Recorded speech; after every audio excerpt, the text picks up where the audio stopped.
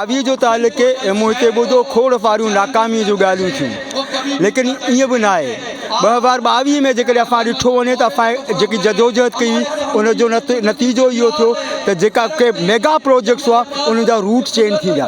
त इन जो मतिलबु इहो त असां जेकी बि कोशिशि कई आहे उन जूं त बहितर नतीजा आया आहिनि। त 2023 में बि आउं सम्झां थो जेकॾहिं असां गॾियल तरीक़े सां मरीज़ जे लाइ जदोजहद खोड़ फारियूं कम असां करे सघूं था।